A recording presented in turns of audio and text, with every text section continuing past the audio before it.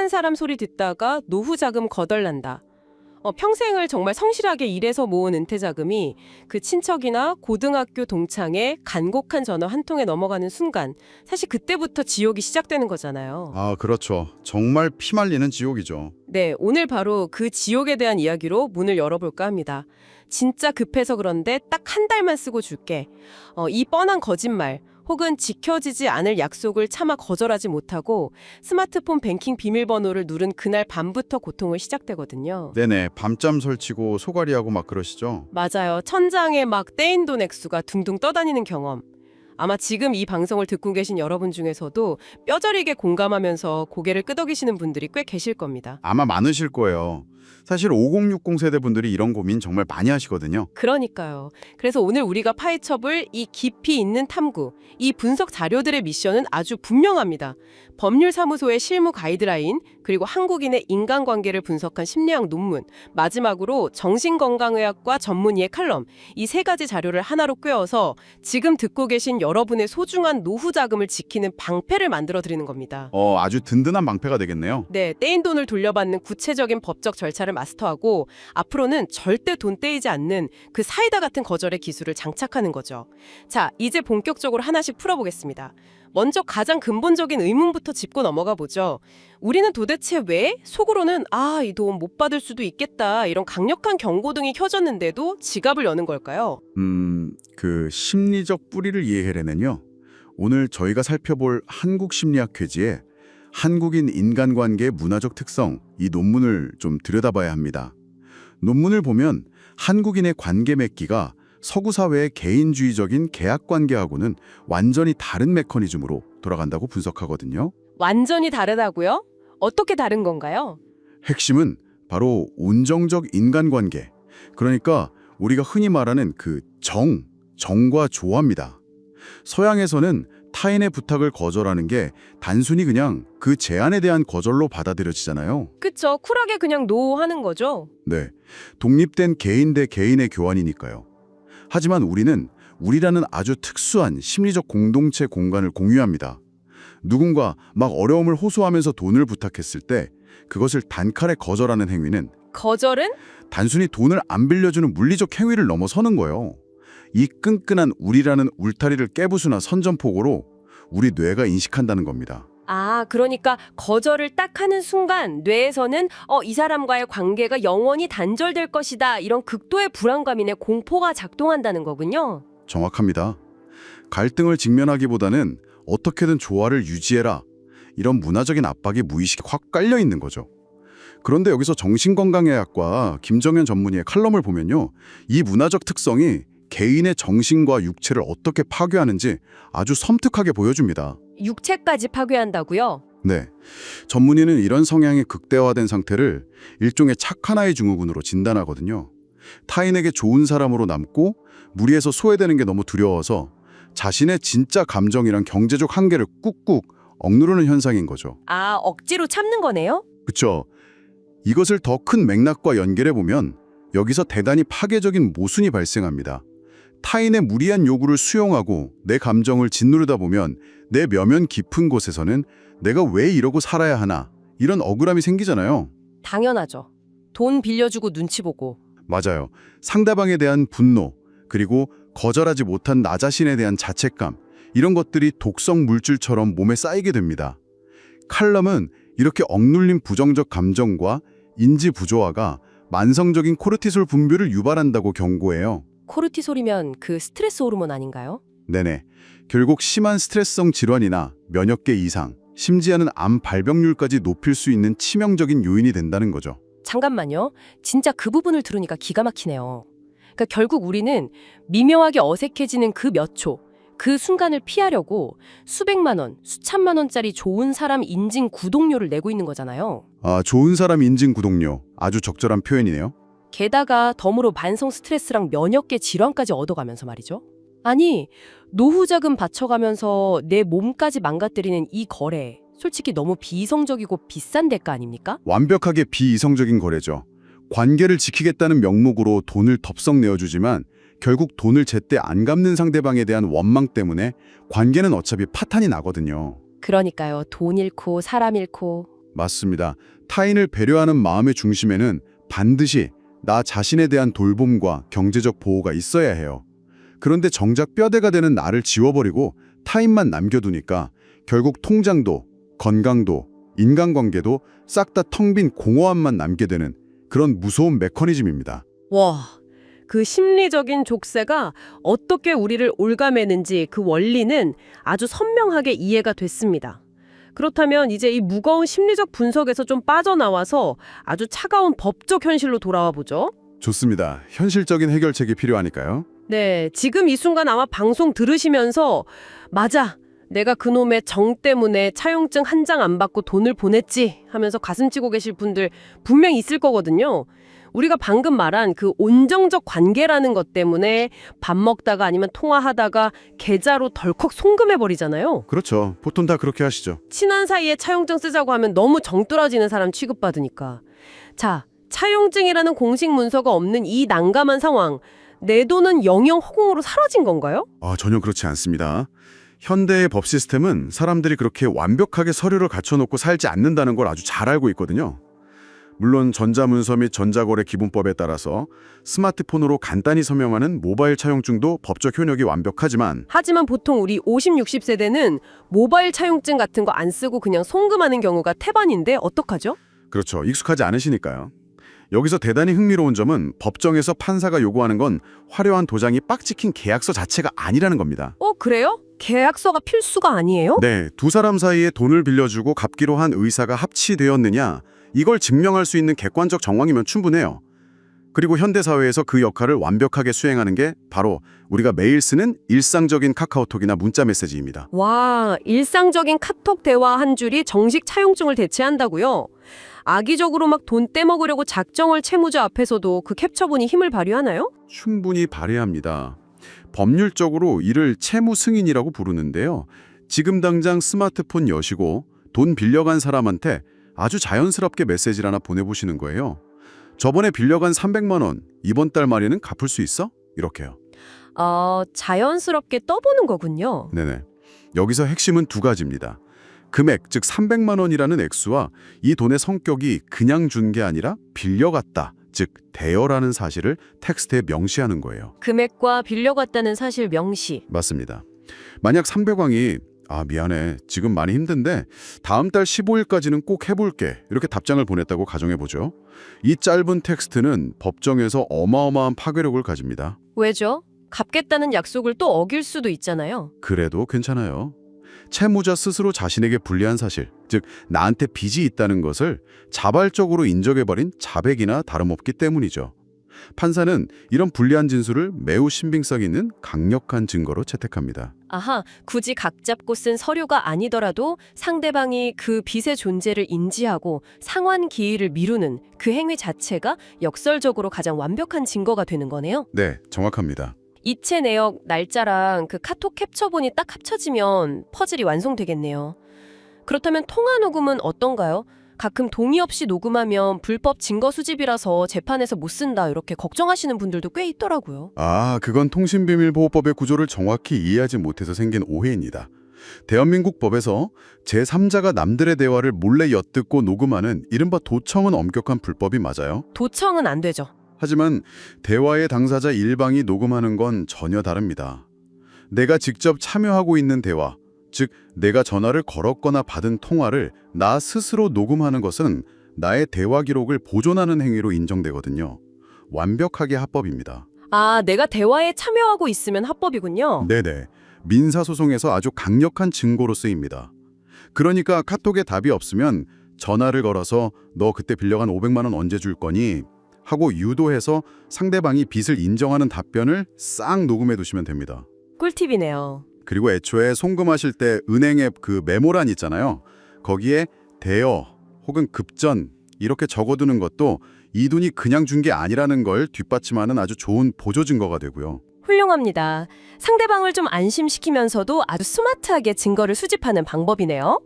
자, 이렇게 증거를 확실하게 확보했습니다.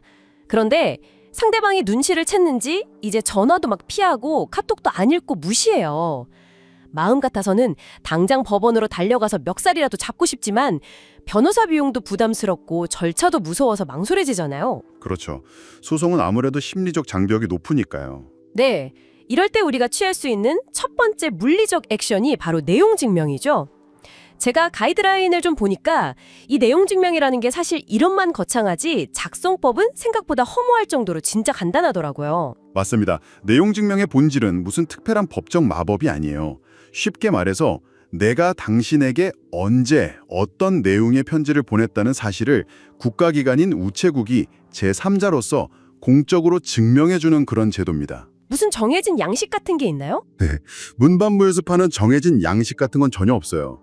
그저 빈 A4 용지 맨 위에 내용 증명이라고 제목을 달고 나의 이름과 주소, 발신인이죠. 그리고 상대방의 이름과 주소, 수신인을 적습니다. 네네. 그러고 나서 육하 원칙에 따라서 건조하게 당신이 언제 나에게 얼마를 빌려갔고 언제까지 갚기로 했는데 안 지켰으니 며칠까지 내 계좌로 입금해라. 이렇게 사실관계만 딱 적으면 끝입니다. 이 똑같은 문서를 3장 프린트해서 우체국 창구에 들고 가시면 돼요. 3장이요? 왜 3장이나 필요하죠? 한 분은 상대방에게 우편으로 발송하고요. 한 분은 우체국이 3년 동안 공적으로 보관하고 남은 한 분은 본인이 영수증처럼 돌려받는 그런 시스템이거든요. 아하, 비용도 보니까 소형 봉투 3장 기준으로 한 6,850원 정도밖에 안 하더라고요. 진짜 커피 한두 잔 값이면 국가가 증인으로 서주는 편지를 딱 보낼 수 있는 거네요. 아주 저렴하죠. 그런데 전문가님, 냉정하게 한번 따져보죠. 이 7,000원짜리 편지를 보낸다고 해서 상대방 통장에 있는 돈을 강제로 제 통장에 꽂아 넣을 수 있는 건 아니잖아요. 내용 증명 자체에는 강제 집행 권한이 없으니까요.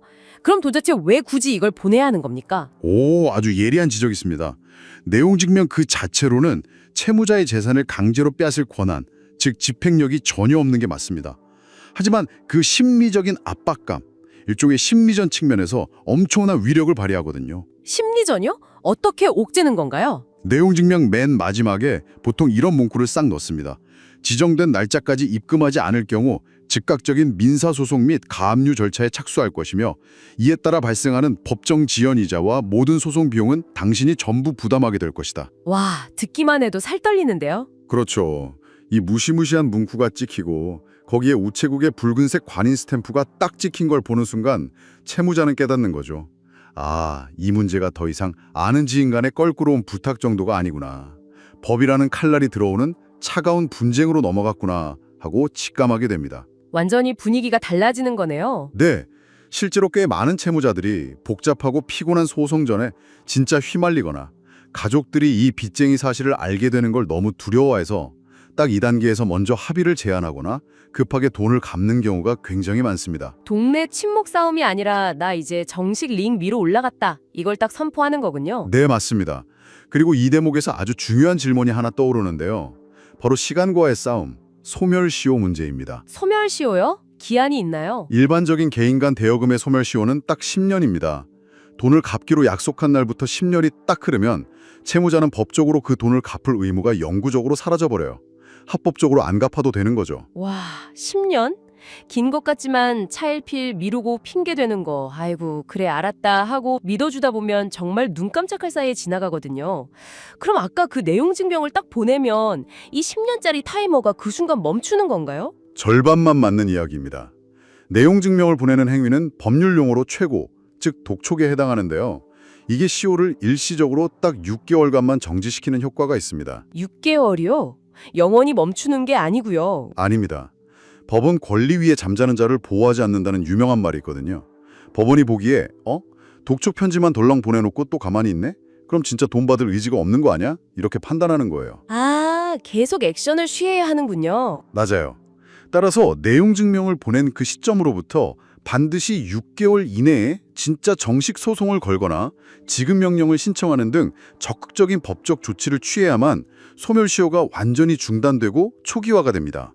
내용 증명만 달랑 보내놓고 안심하면서 또 몇 년 허송세월하면 결국 그 피 같은 노후자금 한 푼도 못 받게 된다는 메커니즘을 정확히 이해하셔야 해요. 와, 내용 증명은 타이머를 아예 끄는 리셋 버튼이 아니라 잠깐 일시 정지시키는 6개월짜리 유예 버튼이었군요.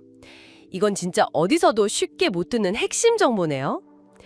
자, 이렇게 내용 증명까지 보내면서 마지막 기회를 줬는데도 상대방이 막 배째라, 그래 법대로 해봐라 이렇게 뻔뻔하게 나온다면 드디어 법의 철퇴를 내려야 합니다. 네, 진짜 철퇴를 내려야죠. 하지만 흔히 아는 민사소송은 변호사 비용도 수백만 원씩 들고 1년 넘게 진짜 진을 다 빼야 하잖아요. 지금 듣고 계신 여러분이 당장 활용할 수 있는 가장 빠르고 효율적인 법의 지름길을 좀 알려주시죠. 길고 비싼 일반 민사소송의 복잡함을 단번에 건너뛸 수 있는 첫 번째 지름길은 바로 지급명령 제도입니다. 이건 재판장에 직접 나가실 필요조차 없어요. 법원에 안 가도 돼요? 네, 집에서 대법원 전자소송 사이트에 딱 접속하셔서 앞서 확보한 카톡 캡처본이나 이체 내역 같은 증거를 첨부하고 판사님, 이 사람이 내 돈 안 갚고 있으니까 갚으라고 명령 좀 해주십시오 하고 신청서만 내는 겁니다. 오, 아주 간단하네요. 법원은 채권자가 낸 서면 증거만 쓱 검토하고 채무자에게 당장 돈 갚아라 하고 지급명령을 내립니다. 비용도 일반 소송의 10분의 1 수준밖에 안 되고요. 상대방이 이 명령서를 받고 2주 안에 이의를 제기하지 않으면 단 2주에서 한 달 만에 확정 판결과 동일한 강력한 법적 효력이 발생합니다. 그러니까 상대방이 가만히 쫄아서 있으면 그냥 바로 이기는 게임이네요. 하지만 악의적인 채무자라면 어떻게든 시간 끌려고 말도 안 되는 이유로 이의 제기를 할 텐데요. 그러면 결국 다시 복잡한 정식 소송으로 가야 하는 거 아닙니까? 그럴 때 등장하는 두 번째 지름길이자 아주 강력한 무기가 바로 소액사건 심판입니다. 선생님이 받아야 할 원금이 3천만 원 이하라면 자동으로 이 빠르고 간소화된 절차를 밟게 되거든요. 3천만 원 이하면 무조건요? 네. 소액 심판의 가장 큰 특징은 법원의 이행 권고 결정입니다. 소장이 딱 접수되면 판사님은 서류면 보고 먼저 피고에게 돈 갚아라 라는 결정을 내려버려요. 만약 피고가 2주 내에 이의를 제기해서 재판이 열리더라도 일반 소송처럼 재판을 몇 달씩 여러 번 여는 게 아닙니다. 보통 단 한 번의 변론 기일만으로 양측 입장을 딱 듣고 그 자리에서 즉시 판결을 내려버립니다. 듣고 보니 아주 명쾌하네요.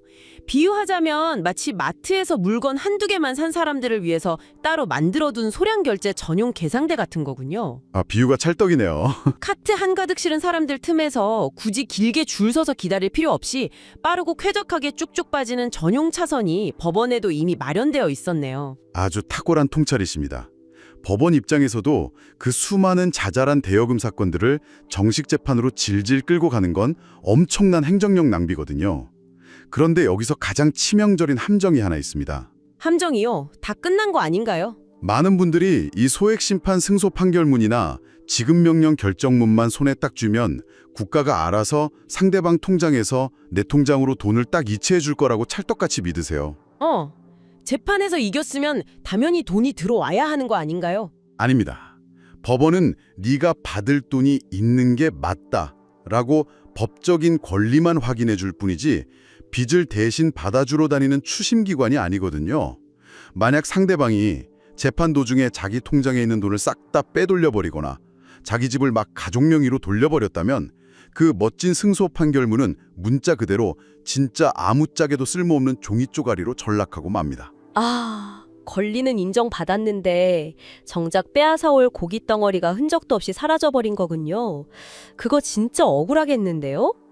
그걸 막으려면 대체 어떻게 해야 합니까? 그래서 법적인 진짜 싸움을 시작하기 전 최우선으로 가장 먼저 해야 할 방어 조치가 바로 가압류입니다. 가압류. 많이 들어봤어요. 네, 지급명령이나 소장을 법원에 넣기 전에 채무자의 은행 계좌나 부동산을 꽉 묶어두어서 한 푼도 못 빼돌리게 동결시키는 절차죠. 이렇게 안전하게 가압류를 걸어놓고 승소 판결문을 받아야만 비로소 그 판결문을 무기 삼아서 묶어둔 통장에서 돈을 강제로 빼오는 강제 집행을 할 수 있는 겁니다. 그렇군요. 만약 상대방이 재산을 어디 숨겼는지 도저히 모른다. 그러면 판결문을 근거로 법원에 재산조회나 신용조회를 신청할 수 있어요. 그래서 숨겨둔 급여 통장이나 전세보증금까지 싹 다 찾아내서 압류할 수 있죠. 이것이 잃어버린 돈을 회수하는 현실적이고 가장 완벽한 메커니즘입니다. 와, 진짜 카톡 증거 확보부터 내용 증명의 심리전 그리고 소액 심판이라는 지름길을 거쳐서 가압류와 강제 집행이라는 최종 종착지까지 아주 정교한 시스템의 구조가 머릿속에 쫙 펼쳐집니다. 자, 그런데 여러분, 여기서 정말 흥미로운 부분이 하나 등장합니다. 흥미로운 부분이요? 네, 한번 생각해 보시죠. 이 복잡하고 피말리는 법적 절차, 시간 낭비, 스트레스를 애초에 아예 겪지 않는 궁극의 해결책이 뭘까요? 안 빌려주는 거죠? 정답입니다. 애초에 현명하게 거절해서 철벽 방어막을 치는 겁니다. 앞서 우리가 다룬 의학 칼럼과 심리학 논문을 실전 무기로 어떻게 사용할지 제가 직접 상황극을 통해서 생생하게 보여드리겠습니다. 전문가님, 당신이 저의 호구가 될지 안 될지 한번 시험해보죠. 제가 5년 만에 연락해서 다짜고짜 500만 원만 빌려달라고 하는 아주 뻔뻔한 동창 역할을 해보겠습니다. 하하, 좋습니다. 저는 지금 이 방송을 듣고 계신 여러분의 입장에 딱 빙의해서 내 멘탈과 지갑을 사수하는 완벽한 방어전을 펼쳐보겠습니다. 들어오시죠. 자, 들어갑니다. 능글맞은 목소리로 어이구 친구야, 야 5년 만이네. 그동안 잘 지냈지? 야 진짜 내가 다른 사람한테는 자존심 상해서 이런 말 절대 안 하는데 지금 내가 너무 급해서 그래. 우리 고등학교 때 그 끈끈했던 정을 생각해서 딱 500만 원만 진짜 딱 한 달만 쓰고 줄게. 너 나 믿지? 차분하고 단호하게. 5년 만이네. 반가워. 참 많이 급하고 힘든 상황인가 보구나. 진짜 죽겠다 내가. 그런데 어떡하지? 나는 과거에 돈 문제로 소중한 사람을 잃어본 적이 있어서 지인하고는 절대 돈 거래를 하지 않는다는 확고한 철칙이 하나 있어. 게다가 내 노후 자금은 지금 펀드랑 정기예금에 10년짜리로 꽉 다 묶여 있어서 당장 이체할 수 있는 현금 자체가 전혀 없네. 미안해서 어쩌지? 돈은 못 빌려주지만 내가 저녁이나 한 끼 든든하게 사줄 테니 다음 주에 얼굴이나 한번 보자. 와, 대박. 지금 방금 제가 던진 창이 뭔가 보이지 않는 엄청 푹신한 벽에 그냥 띠용 하고 튕겨져 나가는 기분이었어요. 막 기분이 나쁘지는 않은데 도저히 그래도 한 번만 좀 빌려줘라고 질척거리면서 매달릴 구멍이 없게 완벽하게 차단당했네요. 도대체 어떤 심리적 기술이 들어간 겁니까? 방금 이 세 문장 안에 앞서 정신과 칼럼에서 강조한 나 자신에 대한 돌봄, 그리고 거절의 3원칙이 모두 담겨 있습니다. 거절의 3원칙이요. 네. 첫 번째, 많이 급한가 보구나. 여기서 상대방의 감정과 절박한 상황을 부드럽게 수용하고 인정해 줍니다. 인간은 자신의 고통을 알아주는 상대에게 곧바로 공격성을 띠기가 참 힘들거든요. 아하, 일단 맞장구를 쳐주는 거군요. 네. 그리고 두 번째, 지인과는 돈 거래를 안 한다는 내 철칙이 있다. 거절의 진짜 이유를 너를 못 믿어서가 아니라 나의 흔들리지 않는 원칙으로 돌리는 겁니다. 상대방 자존심에 스크래치를 내지 않으면서 화살의 방향을 슬쩍 돌리는 아주 고도의 심리전이죠. 와, 내 철칙 핑계를 대라. 마지막 세 번째가 하이라이트입니다. 모든 돈이 금융상품에 묶여 있다. 이게 내 의지의 문제가 아니라 물리적으로 당장 현금이 없다는 비유동성을 핑계로 대서 쐐기를 딱 박아버리는 겁니다. 이렇게 세 콤보로 나가면 상대방은 거절당했다는 모멸감 없이 어쩔 수 없네 하고 스스로 물러날 수밖에 없습니다. 그야말로 철벽 방어네요. 상대 감정은 안아주되 내 지갑은 철저히 자물쇠로 잠근다. 그런데 전문가님, 이렇게까지 최대한 예의를 갖춰서 부드럽게 거절했는데도 속으로 앙심을 품고 막 화를 내거나 너랑 인연 끊겠다며 협박하는 사람 꼭 주변에 한 명씩 있거든요. 만약 상대가 그렇게 나온다면 오히려 축배를 드셔야 합니다. 축배를요? 왜요? 돈을 안 빌려줬다고 막 분노하면서 떠나는 사람은요, 애초에 그 돈을 갚을 의지도 능력도 없었을 확률이 높습니다. 그리고 당신을 진짜 동등한 친구가 아니라 그저 필요할 때 빼먹는 가까운 호구로 보고 있었다는 뜻이니까요. 뼈 때리네요 진짜. 500만 원 날리고 몇 달 뒤에 속 쓰리게 진실을 아는 것보다 단돈 영혼으로 내 인생에서 기생충 같은 인연을 필터링해냈으니까 이건 완벽하게 이득을 본 셈인 거죠. 와, 100% 공감합니다. 단돈 영원으로 기생충 걸러내기. 자, 그럼 이 모든 것이 무엇을 의미할까요? 오늘 우리가 깊이 파고든 이 꿀팁과 지식의 정수를 지금 듣고 계신 여러분을 위해 딱 3가지로 요약해드리겠습니다. 네, 정리해 주시죠. 첫째, 누군가 돈 빌려달라고 할 때 내가 거절하면 나쁜 사람인가? 자책하는 그 착한 아이 증후군에서 당장 벗어나십시오. 내 노후를 책임질 사람은 오직 나 자신뿐입니다. 둘째, 만약 이미 돈이 넘어갔다면 내일이 아니라 지금 당장 카카오톡을 보내서 채무 승인 증거를 수집하시고 내용 증명과 소액 심판이라는 빠르고 합법적인 무기를 사용해서 집요하게 여러분의 권리를 타지십시오.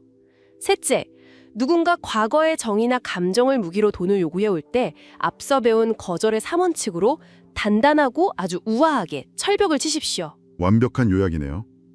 그렇습니다. 결국 이 모든 문제는 선을 긋는 용기의 문제입니다. 마지막으로 오늘 방송을 들으신 선생님들이 조용히 한번 곱씹어 볼 만한 화두를 하나 딱 던지고 싶습니다. 어떤 화두죠? 앞서 저희가 법적으로 개인 간 대여금의 권리 소멸 시효가 10년이라고 설명해 드렸잖아요. 네네, 10년 지나면 법적으로 탕감된다고 하셨죠. 맞습니다. 10년이 지나면 법은 채무자의 빚을 차갑게 지워버리죠. 하지만 과연 돈 때문에 처참하게 망가져버린 관계, 돈 돌려받으려고 소갈이하면서 지새웠던 그 수많은 밤들, 그리고 한번 와장창 깨져버린 타인에 대한 신뢰, 이런 것들의 소멸시효도 과연 10년이면 깨끗하게 지워질까요? 안 지워지죠. 평생 가죠, 그거. 네. 국가와 법이 장부상의 숫자는 잊게 해줄지 몰라도 우리 영혼에 깊게 남은 상처까지 탕감해주지는 않습니다.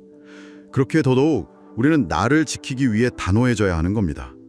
이번 기회에 온정이라는 예쁜 이름표를 달고 내 삶을 갉아먹고 있는 무리한 관계가 주변에 없는지 꼭 한번 냉정하게 되돌아보시길 바랍니다. 법이 지워주는 빚의 무게, 그리고 평생 영혼에 남는 관계의 상처 무게. 와, 오늘 밤엔 이 깊은 화두를 여러분도 꼭 한번 생각해 보셨으면 좋겠습니다. 타인의 부당한 요구를 단호하게 거절할 수 있는 용기가 곧 당신 자신을 진심으로 사랑하고 존중하는 가장 강력한 증거입니다. 지금 듣고 계신 여러분의 든든한 지갑과 마음의 평화를 진심으로 응원하면서 오늘의 탐구는 여기서 마치겠습니다. 지금까지 함께해 주셔서 감사합니다.